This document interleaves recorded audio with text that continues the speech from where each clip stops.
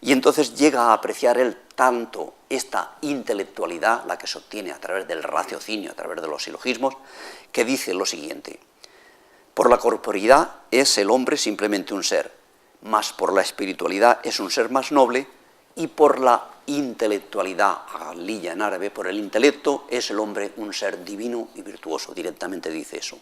Y más adelante da una cita también muy breve, pero muy iluminadora, que dice que la mirada intelectual o especulativa constituye la vida futura y la sola felicidad última humana.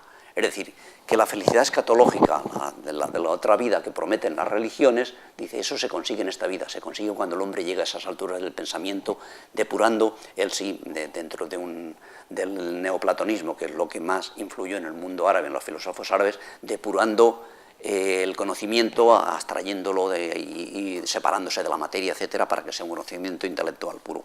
Pero observemos eso, esa apreciación y ese decir que ahí está la sola felicidad del hombre, es decir, que se puede conseguir, digamos, en esta vida, ¿no? Y de esta concepción tan intelectual acusa a los sufíes y al Ghazali de un craso sensualismo, ya hemos comentado algo. Pues dice que los sufíes son incapaces de percibir las formas espirituales puras. Ellos las perciben mezcladas con la materia y por ello su percepción es como si esas formas fuesen realmente sentidas, mahsusa, es decir, percibidas por los sentidos. Dice él literalmente, por eso preséntase la forma espiritual como si fuesen realmente sentidas. Y dice, los sufíes son incapaces de percibir las formas espirituales puras, ajenas de la materia.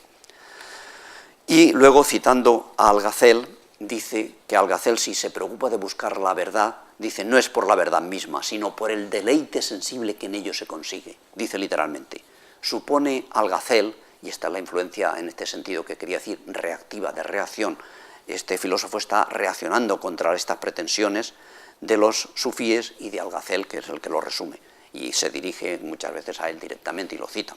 Supone Al-Ghazali que el fin último del hombre es la contemplación del mundo inteligible y el deleitarse con las maravillas que el hombre ve en ese mundo, dando a entender que el fin último del conocimiento de la verdad es el deleite, iltidad en árabe, o sea, el deleitarse, aludiendo a las sensaciones de los sentidos y tal, ¿no?, como hemos comentado anteriormente.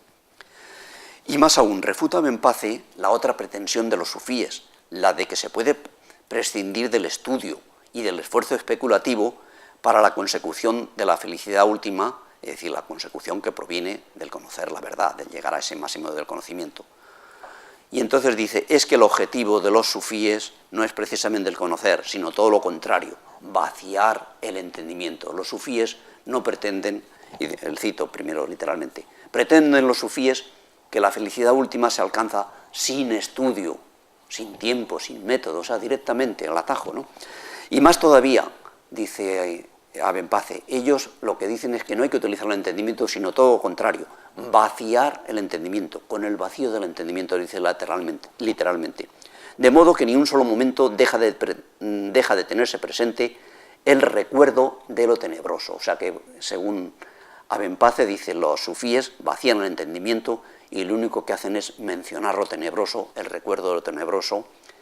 Es decir, que frente al proceso de iluminación creciente en que consiste el conocimiento, porque él dice que el conocimiento se trata de, dice Benpace, de salir de la oscuridad propia del animal irracional y pasando por las distintas gradaciones de sombra y luz, que es lo típico del animal racional, vamos tanteando, vamos equivocándonos, pero vamos adelante, etcétera, llegar por fin a la luz del entendimiento. Entonces dice, eso es lo típico del hombre, lo que el hombre debe hacer, llegar a la luz del entendimiento. Y sin embargo, esto resulta que buscan el vacío del entendimiento. Ellos aluden a las prácticas sufíes en que recitan el nombre de Dios, Dhikr, Allah.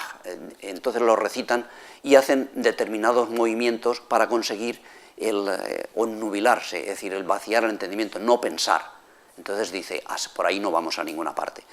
Bueno, aquí hay que observar que él dice el recuerdo de lo tenebroso. Por un lado, el término árabe es dhikr madlum, pero esta palabra madlum en el manuscrito está mal escrita. Sí, está mal escrita, y Asín Palacios, que es el que editó y tradujo esto, lo entendió así, otros editores lo entienden de otra manera, es decir, que no está claro. Por otro lado, mazlum en árabe significa más bien el perjudicado en su derecho, o sea que ahí la traducción no fue así acertada, pero lo que sí es evidente en toda esta breve frase es lo que él está subrayando, que los sufíes no buscan la luz del entendimiento, sino todo lo contrario, vaciar el entendimiento, no utilizar la razón, los silogismos, etc., cosa que es toda la pugna, ¿no?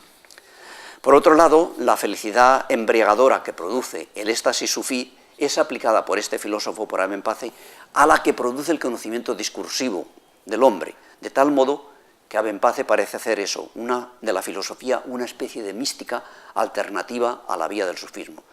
Cito un texto que Aben-Pace aplica al filósofo cuando llega a esa máxima conocimiento, y que es el que suelen aplicar los sufíes para describir el estado de la unión con Dios, ¿no?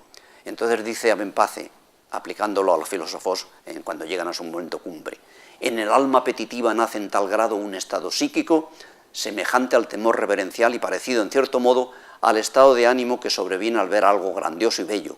Ese estado de alma se llama estupefacción. Los sufíes extreman las hipérboles al describir tal estado, que se parece a la emoción de alegría extremada que siente el que está orgulloso de poseer algo, en cuya comparación todas las cosas le son ya despreciables. O sea, llegamos a un momento cumbre en el cual todo lo demás lo despreciamos porque, digamos, hemos conseguido ya lo máximo, ¿no? Es decir, que en lugar de la vía sufía, Aben-Pace propone la vía filosófica como la única vía capaz de dar al hombre satisfacción cumplida de todo aquello que buscan los sufíes. Por otro lado, para que veamos la confrontación que hay entre unos y otros,